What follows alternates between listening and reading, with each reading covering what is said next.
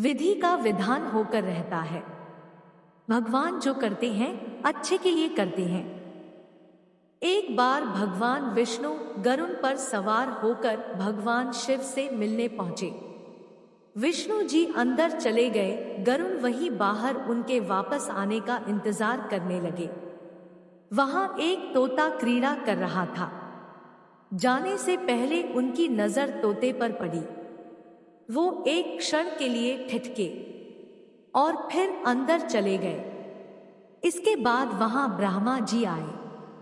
उन्हें भी शिव जी और विष्णु जी के साथ मंत्रणा में भाग लेना था। उनकी भी नजर तोते पर पड़ी। उन्होंने बड़े आश्चर्य से उसकी ओर देखा। गरुड़ यह सब देख रहे थे। उन्हें लगा जरूर कुछ गड़बड़ है। उन्होंने ब्रह्मा जी से निवेदन किया कि क्या बात है, आपने और भगवान विष्णु ने भी इसे इतना आश्चर्य मिश्रित नजर से क्यों देखा। ब्रह्मा जी ने बताया कि इसकी तो मृत्यु की घड़ी आ गई है, यह जीवित कैसे है। ब्रह्मा जी की बात सुनकर तोता थर-थर कांपने लगा। गरुड़ को उस पर दया आ गई। उसने सोचा कि इसे ऐसी जगह पहुंचा देता हूं जहां मृत्यु भी इसे खोज नहीं पाए। वह तोते को अपनी पीठ पर बैठाकर उड़ चले। पलक झपकते ही वह 7 कंदराओं के अंदर उस तोते को छोड़ आए। थोड़ी देर बाद विष्णु जी और ब्रह्मा जी बाहर आए। वहां तोते को न देखकर उन्होंने गरुड़ से उसके विषय में पूछा। गरुड़ ने उन्हें बताया कि वह उसे 7 कंदराओं के अंदर छोड़ आए हैं और वहां मृत्यु भी उसे खोज नहीं पाएगी। विष्णु जी और ब्रह्मा जी एक दूसरे को देखकर मुस्कुराए।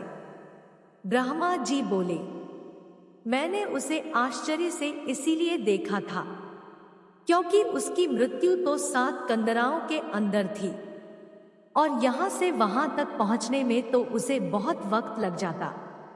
आपके जरिए वह पलक झपकते वहां पहुंच गया। गरुड़ को बहुत दुख हुआ। उन्हें लगा कि उसके कारण ही तोते की मृत्यु हो गई।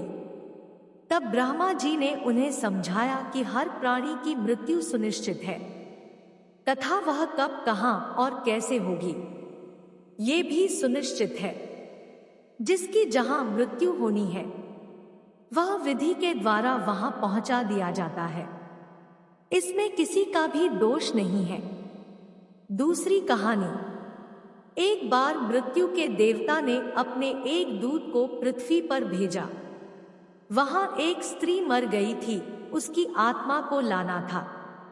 देवदूत आया लेकिन चिंता में पड़ गया क्योंकि उस स्त्री के 3 छोटी छोटी जुड़वा लड़कियां थीं जो बहुत रो रही थी। एक अभी भी उस मृत स्त्री के स्तन से लगी है, एक चीख रही है, पुकार रही है, एक रोते रोते सो गई है। उसके आंसू उसकी आंखों के पास सूख गए हैं। 3 छोटी जुड़वा बच्चियां और स्त्री मर गई है और कोई देखने वाला नहीं है। पति पहले मर चुका है, परिवार में और कोई भी नहीं है। इन 3 छोटी बच्चियों का क्या होगा। उस देवदूत को यह ख्याल आ गया तो वह खाली हाथ वापस लौट गया। उसने जाकर अपने प्रधान को कहा कि मैं न ला सका, मुझे क्षमा करें। तब यमराज जी उस पर गुस्सा करने लगे कि तुम्हें नियति को नहीं बदलना था, तुम्हें उस बुढ़िया को लेकर आना था। तब वह दूत बोला, लेकिन आपको स्थिति का पता ही नहीं है। 3 जुड़वा बच्चियां हैं, छोटी छोटी, दूध पीती। एक अभी भी मृत के स्तन से लगी है, एक रोते रोते सो गई है, दूसरी अभी चीख पुकार रही है। मेरा हृदय उन बच्चों को देखकर द्रवित हो उठा और मैं उस बूढ़ी स्त्री को ला ना सका। क्या यह नहीं हो सकता कि इस स्त्री को कुछ दिन और जीवन के दे दिए जाएं? कम से कम लड़कियां थोड़ी बड़ी हो जाएं, क्योंकि उन्हें कोई देखने वाला नहीं है। मृत्यु के देवता ने क्रोधित होते हुए कहा, तो तू उससे ज्यादा समझदार हो गया है। जो विधि का विधान लिखता है, जिसकी मर्जी से मौत होती है, जिसकी मर्जी से जीवन होता है। आज तूने यह बहुत बड़ा पाप कर दिया है और इसकी तुझे सजा मिलेगी। और सजा यह है कि तुझे पृथ्वी पर चले जाना पड़ेगा, और जब तक तू 3 बार अपनी मूर्खता पर न हंस लेगा तब तक वापस न आ सकेगा।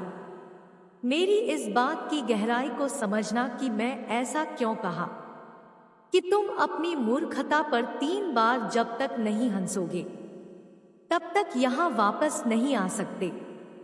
वह फिर बोले कि दूसरे की मूर्खता पर तो अहंकार हंसता है।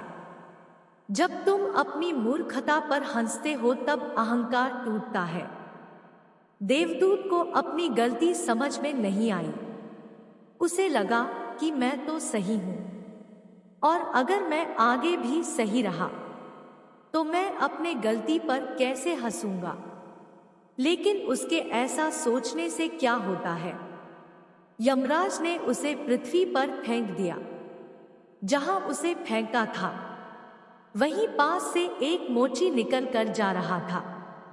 सर्दियों के दिन नजदीक आ रहे थे, इसीलिए वह कुछ रुपए इकट्ठे करके अपने बच्चों के लिए गर्म कपड़े और कंबल खरीदने के लिए शहर जा रहा था। जब वह शहर जा रहा था तो उसने राह के किनारे एक नंगे आदमी को पड़े हुए ठिठुरते हुए देखा। यह नंगा आदमी वही देवदूत है जो पृथ्वी पर फेंक दिया गया था। उस मोची को दया आ गई और बजाय अपने बच्चों के लिए कपड़े खरीदने के उसने इस आदमी के लिए कंबल और कपड़े खरीद लिए। इस आदमी को कुछ खाने पीने को भी न था, घर भी न था, छप्पर भी न था जहां रुक सके। तो मोची ने कहा कि अब तुम मेरे साथ ही आ जाओ, लेकिन अगर मेरी पत्नी नाराज हो जो कि वह निश्चित होगी, क्योंकि बच्चों के लिए कपड़े खरीदने लाया था, वह पैसे तो खर्च हो गए। वह अगर नाराज हो, चिल्लाए, तो तुम परेशान मत होना, थोड़े दिन में सब ठीक हो जाएगा।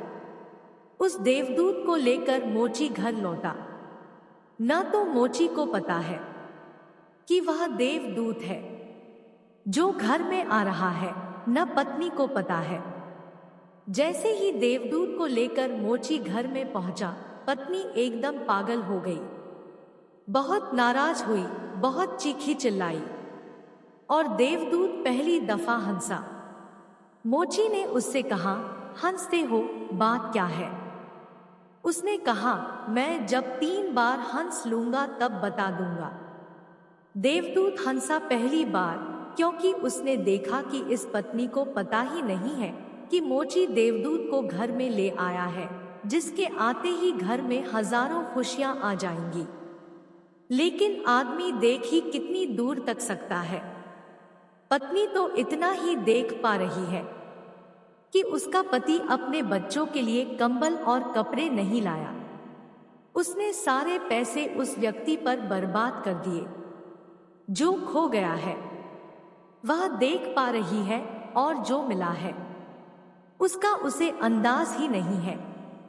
उसे नहीं पता कि घर में देवदूत आ गया है, जिसके आते ही हजारों खुशियों के द्वार खुल जाएंगे। तो देवदूत हंसा कि उसे इन गरीबों के साथ गरीब बनकर रहना पड़ रहा है, और इन लोगों को नहीं पता कि उनके साथ कौन रह रहा है, और वह उन्हें बता भी नहीं सकता। जल्दी ही, क्योंकि वह देवदूत था, 7 दिन में ही उसने मोची का सब काम सीख लिया, और उसके जूते इतने प्रसिद्ध हो गए कि मोची महीनों के भीतर धनी होने लगा। आधा साल होते होते तो उसकी ख्याति सारे लोक में पहुंच गई कि उस जैसा जूते बनाने वाला कोई भी नहीं, क्योंकि वह जूते देवदूत बनाता था। सम्राटों के जूते वहां बनने लगे, धन अपरंपार बरसने लगा। एक दिन सम्राट का आदमी आया और उसने कहा कि यह चमड़ा बहुत कीमती है, आसानी से मिलता नहीं, कोई भूल चूक नहीं करना। जूते ठीक इस तरह के बनने हैं। और ध्यान रखना, जूते बनाने हैं, स्लीपर नहीं। क्योंकि रूस में जब कोई आदमी मर जाता है तब उसको स्लीपर पहनाकर मरघट तक ले जाते हैं।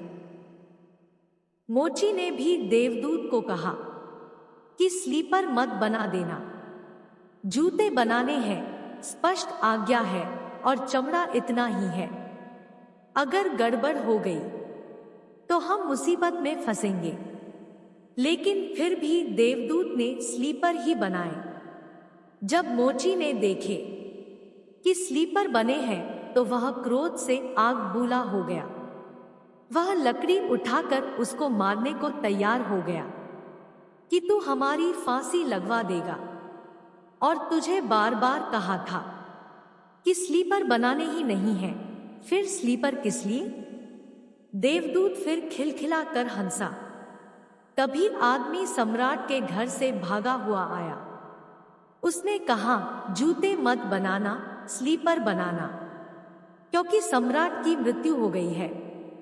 भविष्य अज्ञात है, सिवाय उसके और किसी को ज्ञात नहीं, और आदमी तो अतीत के आधार पर निर्णय लेता है। सम्राट जिंदा था तो जूते चाहिए थे, मर गया तो स्लीपर चाहिए। तब वह मोची उसके पैर पकड़कर माफी मांगने लगा कि मुझे माफ कर दे, मैंने तुझे मारा। पर उसने कहा, कोई हर्ज नहीं, मैं अपना दंड भोग रहा हूं। लेकिन वह हंसा आज दोबारा। मोची ने फिर पूछा कि हंसी का कारण? उसने कहा कि जब मैं 3 बार हंस लूं। दोबारा हंसा, इसलिए कि भविष्य हमें ज्ञात नहीं है, इसलिए हम आकांक्षाएं करते हैं जो कि व्यर्थ है। हम अभीप्साएं करते हैं जो कि कभी पूरी न होंगी। हम मांगते हैं जो कभी नहीं घटेगा, क्योंकि कुछ और ही घटना तय है। हमसे बिना पूछे हमारी नियति घूम रही है और हम व्यर्थ ही बीच में शोरगुल मचाते हैं। चाहिए स्लीपर और हम जूते बनवाते हैं। मरने का वक्त करीब आ रहा है और जिंदगी का हम आयोजन करते हैं। तो देवदूत को लगा कि वे बच्चियां, मुझे क्या पता भविष्य उनका क्या होने वाला है। मैं नाहक बीच में आया और तीसरी घटना घटी कि एक दिन 3 लड़कियां आई जवान। उन तीनों की शादी हो रही थी और उन तीनों ने जूतों के आर्डर दिए कि उनके लिए जूते बनाए जाएं। एक बूढ़ी महिला उनके साथ आई थी जो बड़ी धनी थी। देवदूत पहचान गया, ये वे ही 3 लड़कियां हैं जिनको वह मृत मां के पास छोड़ गया था और जिनकी वजह से वह दंड भोग रहा है। वे सब स्वस्थ है, सुंदर है। उसने पूछा कि क्या हुआ, यह बूढ़ी औरत कौन है? उस बूढ़ी औरत ने कहा कि ये मेरी पड़ोसिन की लड़कियां हैं। गरीब औरत थी, उसके शरीर में दूध भी न था, उसके पास पैसे लगते भी नहीं थे और 3 बच्चे जुड़वां। वह इन्हीं को दूध पिलाते पिलाते मर गई। लेकिन मुझे दया आ गई, मेरे कोई बच्चे नहीं हैं और मैंने इन तीनों बच्चियों को पाल लिया।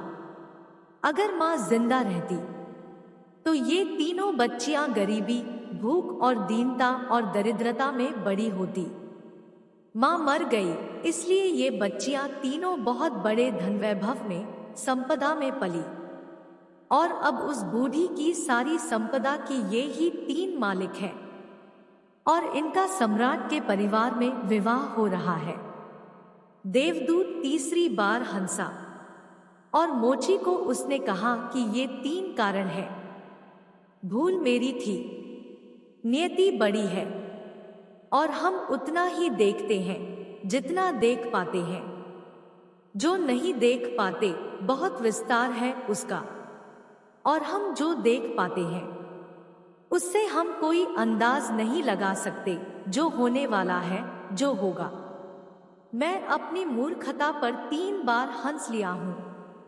अब मेरा दंड पूरा हो गया और अब मैं जाता हूँ। इस प्रकार वह देवदूत अपनी गलती की सजा पूरी करके वापस लौट गया।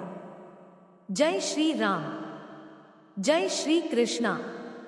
दोस्तों, अगर आपको कहानी पसंद आई हो तो वीडियो को लाइक करें और चैनल पर नए हो तो चैनल को सब्सक्राइब करें। कहानी को अंत तक सुनने के लिए धन्यवाद।